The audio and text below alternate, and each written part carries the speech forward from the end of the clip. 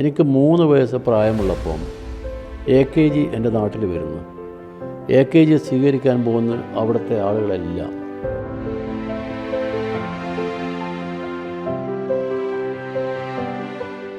ഈ കമ്മ്യൂണിസ്റ്റുകാരാവുന്നത് അവർ രാഷ്ട്രീയം പഠിച്ചുകൊണ്ടല്ല, ജീവിത അനുഭവത്തിൽ കൂടി കമ്മ്യൂണിസ്റ്റാവുകയാണ്. ഞാൻ ഇന്നും CPIൻ്റെ കൂടെ നിൽക്കുക. 2 പാർട്ടിയാണെങ്കിലും CPIയും CPM-ഉം 2 കമ്മ്യൂണിസ്റ്റ് ഐഡിയോളജിയുള്ള പാർട്ടികളാണ്. അറിയപ്പെടുന്ന CPIക്കാർക്ക് നല്ല അടി കിട്ടിയിട്ടുണ്ട്, പക്ഷേ എനിക്ക് അടി കിട്ടിയിട്ടില്ല. അടിയന്തരാവസ്ഥയാണല്ലോ ഒരു വലിയ വിഷയം.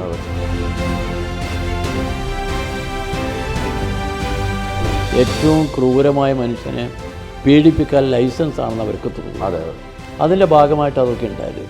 എൻ്റെ കൂടെ കളിക്കുന്ന ഒരു ഫോർവേഡിൽ കളിക്കുന്ന ഒരുത്തൻ്റെ രാജൻ, ആ രാജനും ഞാനും അത്ര അടുത്ത ബന്ധുക്കളാണ്. പുലിക്കോടൻ നാരായണൻ എന്നാ പേര്. അയാൾ വലിയ പുലിയെപ്പോലെ, അയാളെ കപ്പട മീശ, അജാന ബാഹു, ആരും കണ്ടാൽ ഞെട്ടിപ്പോരും. പോലീസിൻ്റെ എല്ലാ വീര്യവും ചൗര്യവും അയാൾ കാണും. എൻ്റെ 2 കയ്യും പിടിച്ചിട്ട് അമ്മ കരഞ്ഞു, ഞാനും കരഞ്ഞു.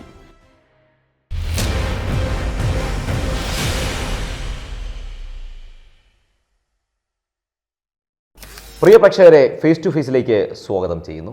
ഇന്ന് നമ്മോടൊപ്പം ഫേസ് ടു ഫേസിൽ ചേരുന്നത് കമ്മ്യൂണിസ്റ്റ് പാർട്ടി ഓഫ് ഇന്ത്യയുടെ കേരള ഘടകം മുൻ സെക്രട്ടറിയും മുൻ കൺട്രോൾ കമ്മീഷൻ ചെയർമാനും ദേശീയ സെക്രട്ടറി അംഗവുമായ പന്ന്യൻ രവിയേട്ടനാണ്. രവിയേട്ട, നേഷൻ ന്യൂസ് ലൈവിൻ്റെ ഫേസ് ടു ഫേസിലേക്ക് സ്വാഗതം ചെയ്യുന്നു. സന്തോഷം.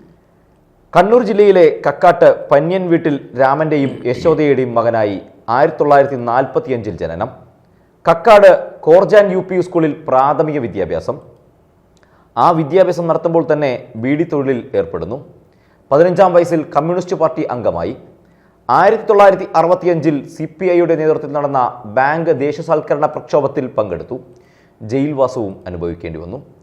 1979 മുതൽ 82 വരെ AIYF സംസ്ഥാന പ്രസിഡന്റായിരുന്നു രവിയേട്ടൻ. തൊഴിലല്ലെങ്കിൽ ജയിൽ എന്ന മുദ്രാവാക്യമുയർത്തി യുവാക്കളെ സംഘടിപ്പിച്ച് സമരം നടത്തി ശ്രദ്ധേയനായി. 1982 മുതൽ 1986 വരെ CPI കണ്ണൂർ ജില്ലാ സെക്രട്ടറി ആയിരുന്നു. പാർലമെന്ററി രംഗത്തേക്കുള്ള പന്ന്യന്റെ അരങ്ങേറ്റം 1989 ആദ്യ ജില്ലാ കൗൺസിൽ തിരഞ്ഞെടുപ്പിലായിരുന്നു. തിരുവനന്തപുരം ലോക്സഭാ നിയോജക മണ്ഡലത്തെ പ്രതിനിധീകരിച്ച് PK വാസുദേവൻ നായരുടെ നിര്യാണത്തെ തുടർന്ന് 2005 നവംബറിൽ നടന്ന ഉപതെരഞ്ഞെടുപ്പിൽ വിജയിച്ച് 14-ാം ലോക്സഭാ അംഗമായി. 2011 നിയമസഭാ തെരഞ്ഞെടുപ്പിൽ പറവൂർ മണ്ഡലത്തിൽ മത്സരിച്ചുവെങ്കിലും സിറ്റിംഗ് MLAയും കോൺഗ്രസ് സ്ഥാനാർത്ഥിയുമായ VD സതീഷിനോട് പരാജയപ്പെടുന്നു. 1986 മുതൽ പാർട്ടിയുടെ സംസ്ഥാന സെക്രട്ടേറിയറ്റിലും ദേശീയ കൗൺസിലിലും പ്രവർത്തിക്കുന്ന ഇദ്ദേഹം 2005 മുതൽ സെൻട്രൽ എക്സിക്യൂട്ടീവ് അംഗമാണ്. PK വാസുദേവൻ നായരും വെളിയം ഭാർഗവനും സംസ്ഥാന സെക്രട്ടറിമാരായിരുന്നപ്പോൾ അസിസ്റ്റന്റ് സെക്രട്ടറി ആയിരുന്നു രവിയേട്ടൻ. 2012 ഏപ്രിൽ 9 സംസ്ഥാന സെക്രട്ടറിയായി തിരഞ്ഞെടുക്കപ്പെട്ടു. 2015 മാർച്ചിൽ സെക്രട്ടറി സ്ഥാനമൊഴിയുന്നു. 2004 മാതൃകാ പൊതുപ്രവർത്തകനുള്ള മണിവേരി മാധവൻ പുരസ്കാരത്തിന് അർഹനാവുന്നു. അദ്ദേഹം രചിച്ച കൃതികൾ ചരിത്രമെഴുതി ചരിത്രമായവർ, ലോകകപ്പ് ഫുട്ബോൾ ചരിത്രത്തിലൂടെ, ഭരത് മുരളി അഭിനയവും ജീവിതവും, ലോകം കാറ്റി നിറച്ച പന്തിൻ്റെ കൂടെ, ഇതെല്ലാമായിരുന്നു കൃതികൾ. വിവേട്ട, ഒരിക്കൽ കൂടെ ഫേസ് ടു ഫേസിലേക്ക് സ്വാഗതം ചെയ്യും. അപ്പോൾ നമ്മുടെ ഈ ചർച്ച ശരിക്കും പറഞ്ഞാൽ രവിയേട്ടൻ ഇടതുപക്ഷത്തിൻ്റെ സഹചാരിയാവുന്നത് എങ്ങനെയാണ്? ഇടതുപക്ഷത്തിൻ്റെ അല്ല, ഞാൻ കമ്മ്യൂണിസ്റ്റായിട്ട് വരിക. അതെ. കാരണം എൻ്റെ പ്രദേശത്ത് മുഴുവൻ പാവപ്പെട്ട ആളുകൾ ജീവിക്കുക. ആ പാവപ്പെട്ട ആളുകളുടെ മനസ്സിൽ ഒരുപാട് പ്രശ്നങ്ങളുണ്ട്. ആ പ്രശ്നങ്ങൾ പരിഹരിക്കാൻ വേണ്ടി പോരാടുന്ന പ്രസ്ഥാനം ചെങ്കൊടി പിടിച്ചു പോകുന്ന പ്രസ്ഥാനമാണ്. അവിടെ കമ്മ്യൂണിസ്റ്റുകാരായി. എൻ്റെ അമ്മയും അതുപോലെ കമ്മ്യൂണിസ്റ്റുകാരിയതാണ്. അടുത്ത വീട്ടിലെല്ലാം കമ്മ്യൂണിസ്റ്റുകാരാണ്. ഈ കമ്മ്യൂണിസ്റ്റുകാരാവുന്നത് അവർ രാഷ്ട്രീയം പഠിച്ചുകൊണ്ടല്ല, ജീവിത അനുഭവത്തിൽ കൂടി കമ്മ്യൂണിസ്റ്റാവുകയാണ്. അങ്ങനെ കമ്മ്യൂണിസ്റ്റായതാണ് നമ്മളെല്ലാവരും. അപ്പം ഞാൻ കമ്മ്യൂണിസ്റ്റായത് എൻ്റെ അമ്മ കമ്മ്യൂണിസ്റ്റാക്കിയതാണ്. നിങ്ങളെന്നെ കമ്മ്യൂണിസ്റ്റാക്കിയെന്ന നാടകം പോലെ അമ്മ എന്നെ കൊണ്ടുപോയി കമ്മ്യൂണിസ്റ്റാക്കിയതാണ്. എനിക്ക് 3 വയസ്സ് പ്രായമുള്ളപ്പം AKG എൻ്റെ നാട്ടിൽ വരുന്നു. AKG സ്വീകരിക്കാൻ പോകുന്ന അവിടുത്തെ ആളുകളെല്ലാം എൻ്റെ അമ്മയും എന്നെ തോളിൽ കയറ്റി കൊണ്ടുപോകുന്നു. ഒരു ചുവന്ന മാല എൻ്റെ കയ്യിൽ തരുന്നു. ആ മാല AKG ഇടുന്നു. AKG ഇട്ടപ്പം എനിക്ക് AKG ആരാന്ന് അറിയില്ല അന്ന്. 3 വയസ്സല്ലേ ഉള്ളൂ. 3 വയസ്സല്ലേ ഉള്ളൂ. അതുകൊണ്ട് ഇട്ടപ്പം AKGൻ്റെ കവളിൽ നിന്നുള്ളി പോലും അമ്മ പറയുന്നതാണ്. അപ്പോൾ അന്ന് മുതൽ അമ്മ ഇടയ്ക്കിടെ പറയാൻ തുടങ്ങും, നീ AKGക്ക് മാലയിട്ടവനാ. കാരണം 3 വയസ്സുള്ള എന്നെ അമ്മ എഴുതാനും പിന്നെ മെല്ലെ മെല്ലെ വായിക്കാനും പഠിപ്പിച്ചു. ആ 3 വയസ്സ് തന്നെ സ്കൂളിൽ കൊണ്ടുപോയി ചേർത്ത്. 3 വയസ്സിൽ സ്കൂളിൽ കൊണ്ടുപോയി ചേർത്തതിൻ്റെ ഒരു ഗുണമാണ് ഇപ്പം എൻ്റെ ഡേറ്റ് ഓഫ് ബർത്ത് 2000 ഇപ്പം നമ്മൾ കണക്കൂട്ടിയില്ലേ ഡേറ്റ് ഓഫ് ബർത്ത്, ആ കണക്കൂട്ടി 1945. അതെ, സത്യത്തിൽ 48, 45 കണക്ക് ഇരിക്കട്ടെ, അത് സാരമില്ല. അതിനിടയ്ക്ക് എൻ്റെ പിന്നെ 80-ാം വയസ്സിനെ കുറിച്ച് ആഘോഷമൊക്കെ പലരും നടത്തി. എന്നോട് ചോദിച്ചപ്പോൾ എന്നോട് പറഞ്ഞ്, അറിയുന്ന ആളുകൾ പറഞ്ഞു നിങ്ങൾക്ക് ഇത്രയല്ലേ ആയിട്ടുള്ളൂ, പിന്നെ 80 ഇപ്പോൾ പറയുന്നത് വിക്കിപീഡിയ പറഞ്ഞാണ്. അപ്പം ഞാൻ പറഞ്ഞ് അത് വലിയ കേസില്ല. കാരണം എന്ന് പറഞ്ഞാൽ ഞാൻ കല്യാണം കഴിക്കാൻ വേണ്ടി പോകുന്നില്ലല്ലോ. അപ്പോഴേ വയസ്സിൻ്റെ കാര്യത്തിൽ വലിയ പ്രശ്നമുള്ളൂ. ഒരു പ്രശ്നമില്ല, വയസ്സല്ല പ്രശ്നം, ഒരു മനുഷ്യൻ്റെ ജീവിതമാണ് പ്രശ്നം. ആ ജീവിതമെന്ന് പറയുന്നത് എങ്ങനെയും ജീവിക്കാം. ആ ജീവിതത്തിന് ഏത് രീതിയിൽ ജീവിക്കണമെന്ന് നമ്മൾ മനസ്സുകൊണ്ടോ ഹൃദയം കൊണ്ടും തീരുമാനിക്കണം. ആ തീരുമാനമാണ് എന്നെയൊക്കെ ഈ പ്രസ്ഥാനത്തിൽ വരുത്തുന്നത്. ഞാൻ താങ്കൾ പറഞ്ഞ പോലെ അവിടെ ബാലസംഘത്തിൻ്റെ എൻ്റെ പ്രദേശ സെക്രട്ടറി ആയിരിക്കും. 12-ാമത്തെ വയസ്സിൽ കണ്ണൂരിൽ കക്കാടെന്ന് പറയുന്ന സ്ഥലത്ത് ബാലസംഘത്തിൻ്റെ സെക്രട്ടറി ആയിരിക്കുന്ന അവസരത്തിലാണ് 64 ജനുവരിയിൽ എന്നെ പാർട്ടി മെമ്പറാക്കുന്നത്. ഞാൻ അപ്പോഴേ പറഞ്ഞു, എനിക്ക് 16 വയസ്സ് തികഞ്ഞിട്ടില്ല, പിന്നെ എങ്ങനെയാണ് പാർട്ടി മെമ്പറാവുക? അപ്പോൾ അവരെല്ലാം പറഞ്ഞു, ഞങ്ങൾ തീരുമാനിച്ച പാർട്ടി തീരുമാനമല്ലേ നമ്മൾ അംഗീകരിക്കുക. 64 ജനുവരിയിൽ പാർട്ടി മെമ്പറായി. ഏപ്രിൽ മാസമാകുമ്പം പാർട്ടി പിളർന്ന് 2ആയി. അപ്പം ഞാൻ അന്ന് കമ്മ്യൂണിസ്റ്റ് പാർട്ടി ഓഫ് ഇന്ത്യൻ്റെ കൂടെ തന്നെ ഞാൻ നിന്നു. അന്ന് CPM പ്രവർത്തകരായ എൻ്റെ പ്രദേശത്തെല്ലാം കൂടുതലും, ആ പ്രദേശം മുഴുവൻ CPMൻ്റെ ശക്തി കേന്ദ്രമാണ്. പക്ഷേ ഞാൻ CPIയിൽ നിന്ന്. കാരണം ഒരു കാര്യമേ ഉള്ളൂ, നമ്മളെ ചെറുപ്പത്തിലെ പഠിപ്പിച്ചിരിക്കുന്ന കാര്യം എന്താ? ജനാധിപത്യമാണ് പ്രസ്ഥാനത്തിൻ്റെ പ്രധാനപ്പെട്ട ഘടകം. ഭൂരിപക്ഷ തീരുമാനം ന്യൂനപക്ഷം അംഗീകരിക്കണമെന്ന്. അപ്പോൾ ന്യൂനപക്ഷം ഒരു പാർട്ടിയിൽ നിന്ന് ഇറങ്ങിപ്പോയി മറ്റൊരു പാർട്ടി ഉണ്ടാക്കിയാൽ അതിനനുസരിക്കാൻ ഞാനില്ല. ആ ഒരു വാശിയിൽ തന്നെ ഞാൻ നിന്നു. ഞാൻ ഇന്നും CPIൻ്റെ കൂടെ നിൽക്കുക. 2 പാർട്ടിയാണെങ്കിലും CPM-ഉം 2 കമ്മ്യൂണിസ്റ്റ് ഐഡിയോളജിയുള്ള പാർട്ടികളാണ്. അതുകൊണ്ട് നമ്മളുള്ള ബന്ധത്തിന് ഒരു തരത്തിലുള്ള അകൽച്ച ഉണ്ടായിട്ടില്ല. ആ ബന്ധത്തിൽ അകൽച്ചയുണ്ടായിരുന്നു. അകൽച്ചയുണ്ടായപ്പോൾ എനിക്ക് നമ്മുടെ ജില്ലയിലൊക്കെ ഏറ്റവും കൂടുതൽ അടിവാങ്ങിയ CPIക്കാർ ഒരുപാട് അടിവാങ്ങിയിട്ടുണ്ട്. ഇഷ്ടം പോലെ അറിയപ്പെടുന്ന CPIക്കാർക്ക് മുഴുവൻ നല്ല അടി കിട്ടിയിട്ടുണ്ട്. പക്ഷേ എനിക്ക് അടി കിട്ടിയിട്ടില്ല. അത് കിട്ടാതിരിക്കാൻ കാരണം എന്താണെന്ന് ചോദിച്ചാൽ എനിക്കറിയില്ല. പക്ഷെ ഒരു കാര്യം എനിക്കറിയാം, ഞാനൊരു ഫുട്ബോളറാണല്ലോ. ഫുട്ബോളറാണെന്നുള്ള കാര്യം കൊണ്ട് കണ്ണൂരിൽ ഏറ്റവും കൂടുതൽ ഫുട്ബോൾ ആരാധകരുള്ള നാടാണ്, കളിക്കാരെയും നാടാണ്. അതുകൊണ്ട് ഞാൻ കണ്ണൂർ ലക്കി സ്റ്റാറിൻ്റെ ഒരു ആളായിരുന്നു. അതുകൊണ്ട് എല്ലാ ആളുകളും രാഷ്ട്രീയം ഇരിക്കട്ടെ, നമ്മളെ ഫുട്ബോളിൻ്റെ ആളാണ്, ആ ഒരു പരിഗണന എനിക്കുണ്ടായിരുന്നു. അപ്പോൾ ഫുട്ബോൾ എന്ന് പറയുന്ന ആ കളിയില്ലേ, കായിക കളിയിൽ പ്രധാനപ്പെട്ട കളി, ആ കളിക്ക് ജനങ്ങളുടെ സ്വീകാര്യതയാണ് അതിൽ നിന്ന് മനസ്സിലാക്കുന്നത്. അവിടെ നമ്മളെല്ലാം ഒന്നാണ്. അവിടെ ജാതിയില്ല, മതമില്ല, രാഷ്ട്രീയ അഭിപ്രായ വ്യത്യാസമില്ല, മറ്റഭിപ്രായ വ്യത്യാസമില്ല. ഫുട്ബോളിൻ്റെ കാര്യത്തിൽ നമ്മൾ ഒറ്റക്കെട്ടാണ്. അതിലെ ലോകത്തിലെ ആകമാനമുള്ള ആളുകൾ ഏത് കളിക്കാരനാണ് നിങ്ങൾക്ക് ഇഷ്ടമെന്ന് ചോദിക്കുമ്പം മെസ്സി എന്ന് പറയുന്നത്. മെസ്സി നമ്മൾ നേരിട്ട് കണ്ടിട്ടില്ല. ചിലർ പറയുന്നത് ക്രിസ്ത്യാനോ റൊണാൾഡോ എന്ന്. റൊണാൾഡോ നമ്മൾ നേരിട്ട് കണ്ടിട്ടില്ല, കാണാനുള്ള ഭാഗ്യം ഉണ്ടായിട്ടില്ല. ചിലർ പറയുന്നത് നെയ്മറാന്ന്, നെയ്മറേയും കണ്ടിട്ടില്ല.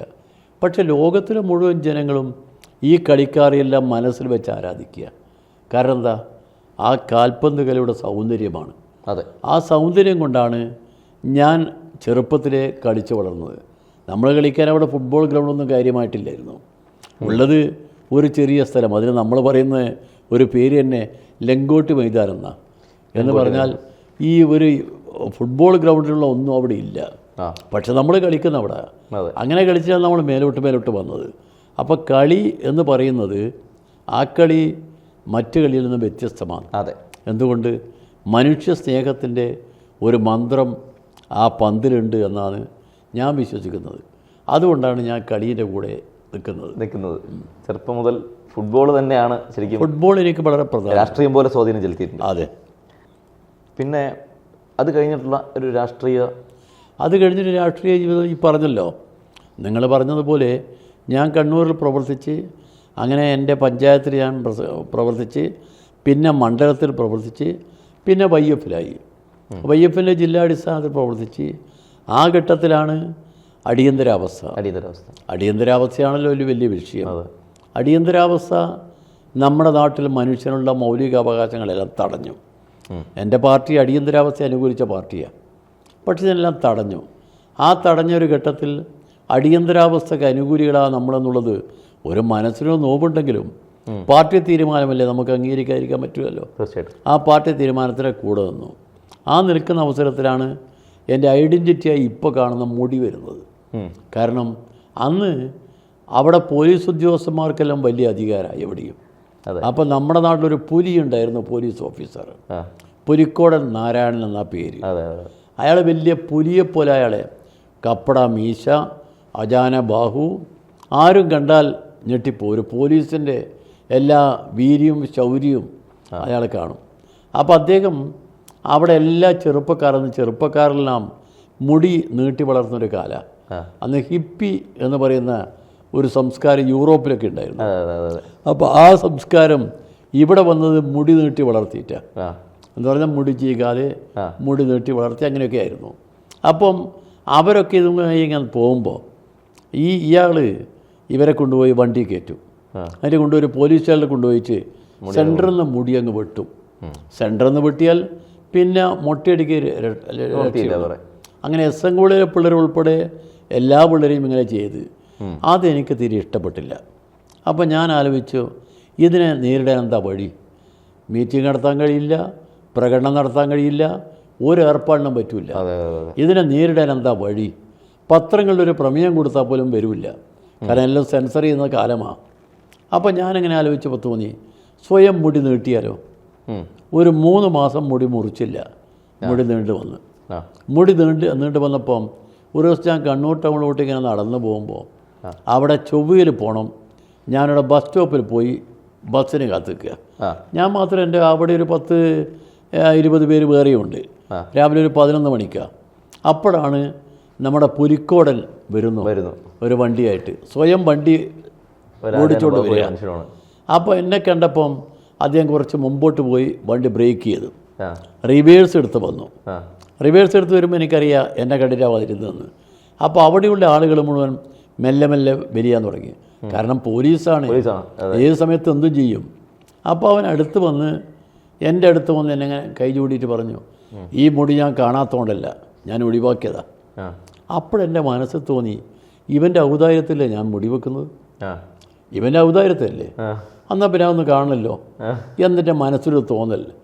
അപ്പം ഞാൻ പറഞ്ഞ്, ഇത് എനിക്കിനി ഒരു ആഗ്രഹമേ ഉള്ളൂ, എൻ്റെ മുടി വെട്ടുന്ന ഒരു പോലീസ് ഓഫീസറായിരിക്കണം, അതുകൊണ്ട് ഞാൻ ഇവിടെ തന്നെ വെക്കുക എന്ന് പറഞ്ഞു. അപ്പോൾ അവൻ എന്നെ രൂക്ഷമായി നോക്കി, ഞാൻ തിരിച്ചങ്ങോട്ട് നോക്കി, അതുകൂടി അവസാനിച്ച് അദ്ദേഹം വണ്ടി ഓടിച്ചങ്ങ് പോയി. അപ്പോൾ ആളുകളിൽ ചിരിച്ചുകൊണ്ട് ആളുകൾ പറഞ്ഞു, അത് കൊള്ളാം കേട്ടോ എന്ന് പറഞ്ഞു. ഇത് അന്നത്തെ അടിയന്തരാവസ്ഥ കാലത്താണ്. അടിയന്തരാവസ്ഥ എന്ന് പറയുന്നത് ഏറ്റവും ക്രൂരമായ മനുഷ്യനെ പീഡിപ്പിക്കാൻ ലൈസൻസ് ആണെന്ന് അവർക്ക് തോന്നുന്നു. അതിൻ്റെ ഭാഗമായിട്ട് അതൊക്കെ ഉണ്ടായത്. അപ്പോൾ അങ്ങനെ ഈ ഐഡൻറ്റിറ്റി അങ്ങനെയാണ് വന്നത്. ഇത് വന്നതിൻ്റെ ഒരു ദോഷം എന്താണെന്ന് ചോദിച്ചാൽ, നാട്ടിലെ മുഴുവൻ ആളുകൾക്ക് ഇപ്പോൾ അറിയാൻ തന്നെ അത് ദോഷമല്ല, പിന്നീട് എനിക്ക് നല്ലതെന്ന് തോന്നി. കാരണം എവിടെ പോയാലും എന്നെ ആൾ തിരിച്ചറിയും. ഒരു മനുഷ്യനെ തിരിച്ചറിയുക എന്ന് പറയുന്നൊരു വലിയ കാര്യമാണ്. ആ തിരിച്ചറിയാനുള്ള ഒരു ഐഡൻറ്റിറ്റി ഇത് മാറി. സത്യം പറഞ്ഞാൽ ഇതൊരു പ്രതിഷേധത്തിന് സൂചകമായിട്ടുള്ളതാണ്, പക്ഷേ ഐഡൻറ്റിറ്റി ആയിട്ട് മാറി. ഇപ്പം പാർലമെൻറ്റിൽ പോയപ്പോഴും എല്ലാവരും ശ്രദ്ധിച്ചെൻ്റെ മുടിയാണ്. ആ മുടി ഒരു വലിയ വിഷയമുണ്ടായി. നമ്മളെ പാർലമെൻറ്റിൽ ഈ വെബിൽ എല്ലാവരും കാണിക്കും. അതിൽ എൻ്റെ മാറിപ്പോയി, FM-ൽ എന്നെ കാണിച്ച്, മെയിലിന് പകരം ഫീമെയിലിൽ കാണിച്ച്, അങ്ങനെ ഒരു തമാശ ഉണ്ടായിരുന്നു. അത് മാറി. അപ്പം അതുകൊണ്ട് ഒരുപാട് ഗുണവും ദോഷവും ഉണ്ട്. ഒന്ന്, നമ്മൾ 2004 പാർലമെൻറ്റ് തെരഞ്ഞെടുപ്പിൽ നമ്മൾ മൂവാറ്റുപുഴ തോറ്റ്, ഇടതുപക്ഷ ജനാധിപത്യം വേണ്ടി തോറ്റ്. അവിടെ ജയിച്ചത് PC തോമസ് എന്ന് പറഞ്ഞാൽ 2 മുന്നണി സ്ഥാനാർത്ഥിയെ തോപ്പിച്ചിട്ട് അയാൾ ജയിക്കുന്നത്. അത് നിസ്സാര വോട്ട് 500 ചില്ലാനം വോട്ട് നോക്കുക. നമ്മൾ ഇടതുപക്ഷ മുന്നണിയിൽ വലിയ ചർച്ചയായപ്പോൾ മുന്നണി ആലോചിച്ച് അതങ്ങനെ വിട്ടുകൂടാലോ, എങ്ങനെയാണ് തോറ്റതെന്നുള്ളത് നമുക്കൊന്ന് അന്വേഷിക്കണം. അങ്ങനെ അന്വേഷിക്കാൻ വേണ്ടി ഒരു കമ്മിറ്റിയെ നിയമിച്ച് ഇടതുപക്ഷ മുന്നണി ഇന്ന് വരെ രൂപീകരിച്ച ഒരു അന്വേഷണ കമ്മീഷൻ ഉണ്ടായിരുന്നു. അതാ അന്വേഷണ കമ്മീഷൻ. അതിൽ ചന്ദ്രയോടിൻ്റെ RSP, കൃഷ്ണൻകുട്ടി, നമ്മളെ മന്ത്രി കൃഷ്ണൻകുട്ടിയുണ്ട്, ഞാനും ഉണ്ട്. അപ്പം BS പറഞ്ഞു അതിൻ്റെ ചെയർമാൻ പന്നിയനാവണം. ഞാൻ പറയും സീനിയേഴ്സ് എല്ലാം ഉണ്ടല്ലോ, അതല്ല നിങ്ങളാവണം എന്ന് പറഞ്ഞു. അങ്ങനെ ഞാൻ അതിൻ്റെ ചെയർമാനാണ്. ആ കമ്മീഷൻ അവിടുന്ന് അന്വേഷണം നടത്തിക്കൊണ്ടിരിക്കുക. നമ്മൾ വളരെ കാര്യമായ അന്വേഷണമാണ്, അത് ഫലപ്രദമായൊരു അന്വേഷണം. ആ റിപ്പോർട്ടാണ് ചോരാതെ റിപ്പോർട്ട്. സാധാരണ ഏത് റിപ്പോർട്ടും അതിനത് ചോരലില്ല, അത് ചോർന്നില്ല. കാരണം എന്ന് പറഞ്ഞാൽ നമ്മൾ അത്ര ഗോപ്യമായി അന്വേഷിച്ച് അതിൻ്റെ കൃത്യമായ റിപ്പോർട്ട് കൊടുക്കേണ്ട ആളുകൾ കൊടുത്ത് എന്ന് പറഞ്ഞാൽ രാഷ്ട്രീയ പാർട്ടികൾക്ക് അത് കിട്ടണമല്ലോ, അത് കൊടുത്ത് മുന്നണിയിൽ അതൊരിക്കൽ വായിച്ച് അല്ലാതെ ആർക്കും കോപ്പി കൊടുത്തില്ല. അങ്ങനെയുള്ളൊരു റിപ്പോർട്ടായിരുന്നു ആ റിപ്പോർട്ട്. നമ്മൾ മൂവാറ്റുപുഴയിൽ ഈ അന്വേഷണം നടത്തിയിട്ട് ഒരു ദിവസം വൈകുന്നേരം ഭക്ഷണവും കഴിച്ചവിടെ റെസ്റ്റ് ഹൗസ് താമസിക്കുക. നമ്മളൊരു ഓട്ടോറിക്ഷയിലാണ് പോകുന്നത്. അപ്പം ആദ്യം വരുന്ന ചന്ദ്രചൂടൻ, പിന്നെ ഞാൻ, പിന്നെ കൃഷ്ണൻകുട്ടി, നമ്മൾ 3 പേരും കൂടി ഓട്ടോറിക്ഷ. അപ്പോൾ നല്ല മഴ പെയ്തപ്പം ഇതിൻ്റെ സൈഡ് പാടി എല്ലാം മാറ്റി വണ്ടിയൊക്കെ പോവാം. നമ്മൾ കുറച്ചപ്പുറം എത്തി നോക്കുമ്പോൾ അതാ ഒരു ബാക്കിൽ നിന്ന് ഒരു വണ്ടി ഹോൺ അടിച്ചുകൊണ്ട് ഇങ്ങനെ വരിക. അവരൊന്ന് നമ്മളെ ഓവർടേക്ക് ചെയ്ത് വണ്ടി ബ്രേക്ക് ചെയ്ത് നമ്മളെ വണ്ടി നിർത്തി. ബ്രേക്ക് ചെയ്ത് അവർ ചാടി ഇറങ്ങി, എല്ലാം പോലീസുകാരാണ്. അവരിറങ്ങി അവരോട് തന്നെ പാളി പൊക്കി നോക്കി. അപ്പോൾ നമ്മളെ കണ്ട് അയ്യോ ക്ഷമിക്കണം നമ്മൾ ധരിച്ച വേറെയാന്നാണ് നമുക്ക് വാർത്ത കിട്ടിയതിൻ്റെ വിഷമം. അപ്പോൾ അവർ ധരിച്ചെന്ന് പറഞ്ഞാൽ 2 ആൾ കൂടിയിട്ട് ഈ പെണ്ണിനെ തട്ടിക്കൊണ്ടുപോകുന്നു എന്നാണ് ധരിച്ചത്. അങ്ങനെ ഒരു രസകരമായ കാര്യമുണ്ടായിരുന്നു. അങ്ങനെ ചില കേസുകൾ വരും സാധാരണഗതിയിൽ, അതൊക്കെ യാദൃച്ഛികമായി വരുന്നതാണ്. പക്ഷേ ഈ മുടി എന്ന് പറയുന്നത് എൻ്റെ ഐഡൻറ്റിറ്റി മാത്രമല്ല, എല്ലാവർക്കും ഈ മുടിയെ കണ്ടാൽ ഈ സംഭവം അറിയാം, അടിയന്തരാവസ്ഥയെക്കുറിച്ചും അറിയാം. അങ്ങനെ അടിയന്തരാവസ്ഥയുടെ ഓർമ്മ എന്നും തലയിൽ കൊണ്ടുകിടക്കാനൊരു ഭാഗ്യം എനിക്കുണ്ടായതാണ് അതിൻ്റെ കാര്യം. ഈ ഫുട്ബോളിനോടുള്ള പ്രേമം ശരിക്കും പറഞ്ഞാൽ ഈ എപ്പോഴാണ് ശരിക്കും വന്നു? അല്ല, ഞാൻ ചെറുപ്പത്തിൽ ഞാൻ കളിക്കുമായിരുന്നു. അന്ന് കളിക്കുമ്പോൾ അന്ന് നമുക്ക് ഈ ഫുട്ബോളൊന്നുമില്ലല്ലോ, റബ്ബർ പന്ത് കൊണ്ട് കളിച്ച്, അതുപോലെ ഈ നമ്മളെ തുണി കൊണ്ട് കെട്ടിയ പന്തുണ്ടാക്കി കളിച്ച്, അങ്ങനെയൊക്കെ നമ്മൾ ചെറുപ്പത്തിൽ വന്ന് പിന്നെ ബോളായി, 3-ാം നമ്പർ ബോളായി, പിന്നെ 5-ാം നമ്പറായി, അങ്ങനെയൊക്കെ നമ്മൾ കളിച്ച് വന്നതാണ്. ആ കളിയിലൊരു പ്രത്യേകത ഞാൻ ഉദ്ദേശിച്ചത്, ആ കളി നമ്മളെല്ലാവരും യോജിപ്പിൻ്റെ കളിയാണ്. അവിടെ ജാതിയില്ല, മതമില്ല, മറ്റ് വ്യത്യാസങ്ങളില്ല. നമ്മൾ കളിക്കുമ്പോൾ നമ്മളൊക്കെ ചിലപ്പോൾ ഫൗളൊക്കെ ഉണ്ടാവും. പക്ഷെ പുറത്തിറങ്ങിയാൽ നമ്മളുടെ ഒരു കമ്പനിയാണ്. ആ കളിക്കുന്നതും പുറത്തിറങ്ങുന്നതും തമ്മിലുള്ളൊരു വൈകാരിക ബന്ധമുണ്ട്. ആ ബന്ധം ഫുട്ബോളിന് മാത്രമാണ്. ആ ഫുട്ബോളിൻ്റെ ബന്ധത്തിൻ്റെ കാര്യത്തിൽ എനിക്കൊരു അപകടവും പറ്റി. ആ ഫുട്ബോളിന് കളിച്ചുകൊണ്ടിരിക്കുന്ന അവസരത്തിൽ എൻ്റെ കൂടെ കളിക്കുന്നൊരു ഫോർവേഡിൽ കളിക്കുന്ന ഒരുത്തന്നെ രാജൻ. ആ രാജനും ഞാനും അത്ര അടുത്ത ബന്ധുക്കളാണ്. അടുത്ത ബന്ധുക്കൾ എന്ന് പറഞ്ഞാൽ ഫുട്ബോളിൽ അടുത്ത ബന്ധുക്കളാണ്. അപ്പോൾ ഒരു ദിവസം രാജൻ എന്നോട് പറഞ്ഞടാ, ഇന്ന് എൻ്റെ ഏട്ടൻ വന്നിട്ടുണ്ട്. അവിടെ ഏട്ടൻ എന്നാ പറയുക, ഏട്ടൻ വന്നിട്ടുണ്ട്. ഏട്ടൻ പിന്നെ മിലിറ്ററിയിൽ നിന്ന് വന്നതാണ്. അപ്പം ഇന്ന് വീട്ടിൽ നല്ല കോഴിയിറച്ചിയുണ്ട്. കോഴിയിറച്ചി എന്ന് പറയുമ്പോൾ അന്ന് കേൾക്കുമ്പോൾ തന്നെ വായന്ന് വെള്ളം വരും. കാരണം കോഴിയിറച്ചി എന്നാൽ വളരെ അപൂർവമാണ്. മാത്രമല്ല വീടുകളിൽ നിന്നുണ്ടാക്കുന്ന കോഴിയിറച്ചി അതൊരു പ്രത്യേക രീതിയിലുള്ളൊരു ലഹരിയാണ്. അത് കഴിക്കുമ്പോൾ കോഴിയിറച്ചി നല്ല പൊട്ടും. ഞങ്ങളവിടെ ചെന്നപ്പം ഇറച്ചിയും പുട്ടും ഇങ്ങനെ കൊണ്ടുവന്ന് വെച്ച് നമ്മളെല്ലാവരും നമ്മൾ 4 പേര് ഇരിക്കുന്നുണ്ട്. ഇതൊക്കെ ഇങ്ങോട്ടൊന്ന് നമുക്കിങ്ങനെ വിളമ്പുക. അപ്പോൾ എനിക്ക് ഇതിൻ്റെ ആവിയും ഇതൊക്കെ കണ്ടപ്പം ആർത്തി കൂടി ഞാൻ തിന്നാൻ തുടങ്ങി. അപ്പോഴേക്ക് എല്ലാവരുടെയും മുമ്പിൽ ഓരോ ഗ്ലാസ് കൊണ്ടുവന്ന് വെച്ച്, ആ ഗ്ലാസ്സിനകത്ത് കൊണ്ടുവന്നതിന് ചുവന്നൊരു ദ്രാവകം. ഞാൻ പറഞ്ഞു എനിക്ക് വേണ്ടെന്ന് പറഞ്ഞ്, പോടാ എല്ലാവരും കുടിക്കും, പിന്നെ നീ മാത്രം ഒഴിവാ. എൻ്റെ രാത്രി ഒഴിച്ച് അവരെ നിർബന്ധിച്ച് ഞാനും കുടിച്ച്. എൻ്റെ ജീവിതത്തിൽ ആദ്യമായി ചുവന്ന സാധനം ലഹരി കഴിച്ച അന്നാ. അത് 3X റമ്മ. ഇത് പട്ടാളക്കാരത്. അന്ന് മിലിറ്ററിയിൽ നിന്ന് വരുമ്പോൾ മിക്കവാറും കൊണ്ടുവരുന്നത് റമ്മ. ദുബായ്ക്കാർ വരുമ്പോൾ കൊണ്ടുവരുന്നത് ടെർലിൻ്റെ ഷർട്ടാണ്. അന്ന് ഇത് റമ്മ. ആ റമ്മ് ഞാൻ കഴിച്ച് അത് കഴിച്ചപ്പോൾ പിന്നെ എനിക്ക് ഒടുക്കത്തെ വിശപ്പാ.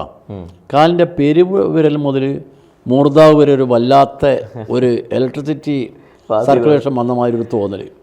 എന്നിട്ട് ഞാനിങ്ങനെ നല്ലോണം ഭക്ഷണം അടിച്ചെനിക്ക് പോകണം, വീട്ടിൽ പോകണം. അമ്മ വീട്ടിൽ കാത്തിരിക്കും. അതുകൊണ്ട് രാത്രി പോകാതിരിക്കാൻ എനിക്കൊരു മാർഗവുമില്ല. ഞാൻ മെല്ലെ മെല്ലെ വെച്ച് നടന്ന് കാല് നേർക്ക് നിൽക്കുന്നില്ല. പക്ഷേ എങ്ങനെയെങ്കിലും നടന്ന് വീട്ടിലെത്തി വാതിലിന് മുട്ടി. അമ്മ വാതിൽ തുറന്ന്. അമ്മ എന്നെ ഇങ്ങനെ സൂക്ഷിച്ച് നോക്കി. ഒന്നുമില്ല. ഞാൻ അകത്ത് കയറി. ഡ്രസ്സൊന്നും മാറ്റാതെ അതേ കിടപ്പാ. പിന്നെ ഒന്നിനും ഓർമ്മയില്ല. കാരണം മറ്റവൻ അകത്ത് കിടക്കുക. അപ്പോൾ അവൻ നല്ല പൂർണ്ണമായി ഉറക്കാം. പിറ്റേന്ന് ഞാൻ ഏതാണ്ട് ഉച്ചയ്ക്ക് അടുത്താണ് എഴുന്നേറ്റ് കുളിച്ച് ഞാൻ പുറത്ത് വന്ന് പോകാൻ വേണ്ടി പോകുമ്പോൾ അമ്മ പറഞ്ഞ്, വാ ഇന്നലെ നീ എന്താ കഴിച്ചതെന്ന് ചോദിച്ചു. അപ്പോൾ ഞാൻ നടന്ന സംഭവം നേരെ പറഞ്ഞു. കാരണം ഞാനങ്ങനെ കളവ് പറയില്ല, അത് അമ്മക്കറിയാം. എല്ലാം കേട്ടതിന് ശേഷം അമ്മ എന്നോട് പറഞ്ഞ്, ഇതാദ്യത്തെയും അവസാനത്തെയും കഴിക്കല, ഇനി കഴിച്ചുകൂടാ. എൻ്റെ 2 കൈയും പിടിച്ചിട്ട് അമ്മ കരഞ്ഞ്, ഞാനും കരഞ്ഞ്. അന്ന് ഞാൻ തീരുമാനിച്ച ഇനി ഇത് കഴിക്കരുതെന്ന്. എൻ്റെ ആദ്യത്തെയും അവസാനത്തെയും കഴിക്കലത്. ഞാൻ സോവിയറ്റ് യൂണിയനിൽ പോയിരുന്നു 1978 ഇൻഡോ സോവിയറ്റ് കൾച്ചറൽ വീക്കിൽ പങ്കെടുക്കാൻ. അവിടെ പോയിട്ട് എല്ലാവരും നിർബന്ധിച്ച് വോഡ്ക എന്ന് പറഞ്ഞാൽ കമ്മ്യൂണിസ്റ്റുകാരുടെ പ്രധാനപ്പെട്ട ഒരു പാനീയമാണ്. പക്ഷേ ഞാൻ കഴിച്ചില്ല. ഞാൻ പറഞ്ഞ് കഴിക്കുമ്പം എൻ്റെ അമ്മേൻ്റെ കണ്ണീര് കാണും. കഴിച്ചില്ല. പിന്നെ മദ്യം കഴിക്കാനേ ഞാനില്ല. എല്ലാവർക്കും അറിയാം, മദ്യം കഴിക്കരുത് ഞാൻ പോയി ഇരിക്കും, അതിൽ പ്രശ്നമില്ല. പക്ഷേ കഴിക്കില്ല. കാരണം എന്താ, അത് അടുത്തെത്തുമ്പോൾ അമ്മേനെ ഓർമ്മ വരും. അമ്മയാണ് ഇതിൻ്റെ എല്ലാം. ഒരു പക്ഷേ അമ്മ എന്നെ അടിച്ചെങ്കിൽ ഈ സംഭവം ആയിരിക്കില്ല. പക്ഷേ അമ്മേൻ്റെ കൈ പിടിച്ച് കരഞ്ഞപ്പം ഞാൻ കുട്ടിക്കാലം മുതൽ എന്നെ പ്രസവിച്ച അമ്മയുടെ ആ കണ്ണീരെൻ്റെ മനസ്സിനെ വല്ലാതെ വിഷമിപ്പിച്ചു. അപ്പോൾ ആ വിഷമം കൊണ്ട് ഞാൻ കുടിക്കില്ല.